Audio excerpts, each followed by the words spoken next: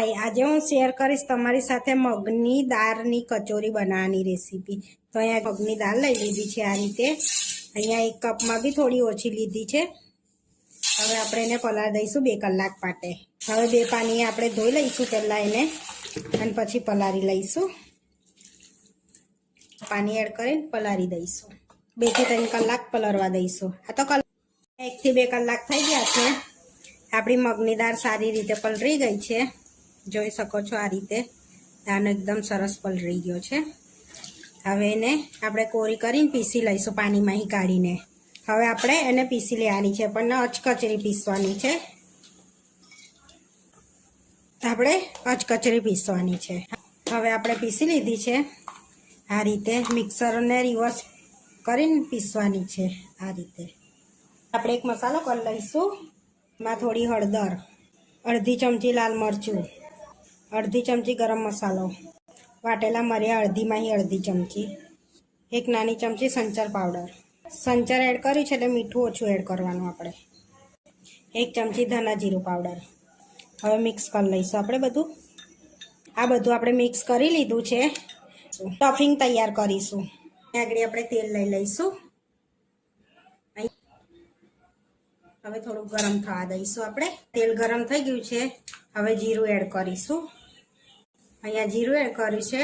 सूका धाना वाटेला add करीशुं। 1 चमची वरियाળી add करीशुं। अहींया शेकाई गयुं छे। हवे आपणे बेसन एड करीशुं। तो अहींया मैं 4 चमची बेसन लई लीधुं छे।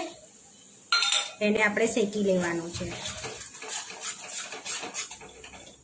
हवे आपणे बेसनने शेकी लेवानुं छे सारी रीते। शेकवाथी आपणाने बेसननो काचो स्वाद ना लागे एटले बेसन शेकी लेवानुं आपणे। 2-4 मिनिट शेकावी देवानुं एने बेसनने। सुगंध बी आवे सरस अने कलर बी चेन्ज थई गयो छे बेसननो आपणे। हवे जे मसालो आपणे बनाव्यो तो ए एड कर दईशुं। एने शेकी लईशुं। हवे आपणो मसालो शेकाई गयो छे। हवे वाटेली आपणे मगनी दाळ एड करीशुं। चालो आ शेकी लेवानो छे। आ रीते आपणे धीमा तापे एने शेकी लेवानो छे मसालाने, जेथी आपणो मसालो एकदम ड्राय थई जाय। જોઈ શકો છો આપણો મસાલો ડ્રાય થવા લાગ્યો આ રીતનો।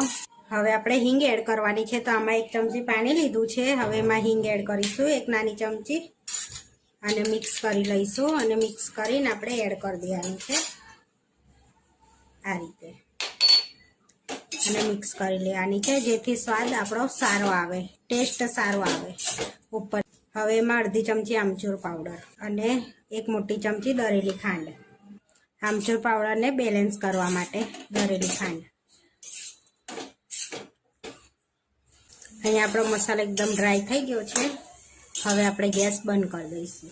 ઠંડો થવા દઈશું મસાલાને। આપણે મેદો લઈ લઈશું। અહીંયા મેદાનો લોટ લીધો છે। આપણે મેદાનો લોટ બાંધી લેવાનો છે। તો અહીંયા આગળ 2 વાડકી મેદાનો લોટ લીધો છે મેં।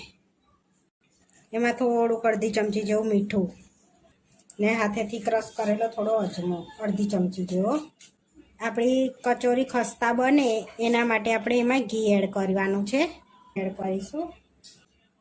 અહીંયા 4 થી 5 ચમચી જેવું મેં ઘી એડ લીધું છે ને એડ કર્યું છે। હવે લોટ બાંધી લઈશું આપણે। હવે આપણે પહેલા લોટને મિક્સ કરી લઈશું ઘીમાં।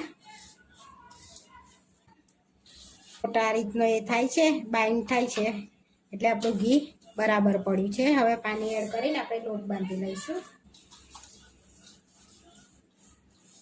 આપણો લોટ બંધાઈ ગયો છે। હવે આપણે એમાં થોડું પાણી એડ કરીને સારી રીતે મસળી લઈશું।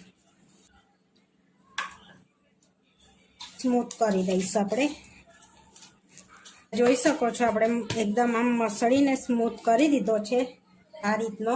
હવે 30 મિનિટ માટે આપણે એને રેસ્ટ રીતે આપણે ભીનો કકડો કરીને એને રેસ્ટ કરવા દઈશું। હવે આપણે બોલ વાળ લઈશું નાના નાના। આપણું ઠંડુ થઈ ગયું છે કચોરીનું સ્ટફિંગ। આ રીતે આપણે બોલ વાળ લેવાના છે નાના નાના। આ રીતે આપણે બધા બોલ વાળી લઈશું। હવે આપણે નાના નાના બોલ વાળી લીધા। મિનિટ થઈ ગઈ છે। આ રીતે ગોળા વાળ લઈશું આપણે પહેલા નાના નાના। હવે આપણે હાથથી આ રીતે પ્રેસ કરીશું ને આ રીતે રોટલી જેવું એમાં એ બોલ મૂકીશું.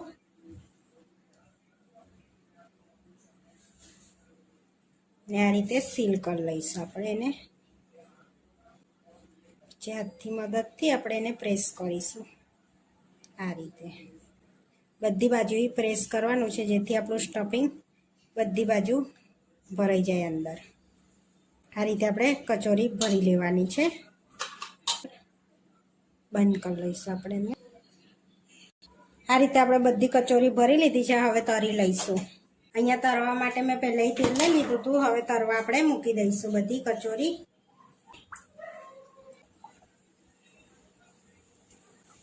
ધીમા તાપે તરાવા દઈશું આપણે એને. હવે પલટાવીશું આપણે. 1 મિનિટ માટે થવા દેવાની એને, પછી પલટાવાની. આપણે ગોલ્ડન બ્રાઉન થાય ત્યાં સુધી તરાવા દેવાની છે ધીમા તાપે આપણે એને. આપણી ગોલ્ડન બ્રાઉન થઈ ગઈ છે. હવે આપણે કાઢી લઈશું. જોઈ શકો છો આપણી કચોરી એકદમ ફૂલી ગઈ છે આ રીતે. જો હવે આ રીતે આપણે બધી તરી લેવાની છે કચોરી. આપણે બધી કચોરી તરી લીધી છે. હવે સર્વ કરી લઈશું. હવે 2 કચોરી લઈ લીધી છે આપણે. હવે તોડી લઈશું એને. આપણે ગ્રીન ચટણી લઈ લઈશું એની પર. હવે ખજૂર આમલીની ચટણી લઈ લઈશું આપણે. હવે ઝીણી સેવ એડ કરીશું. મૂકીશું.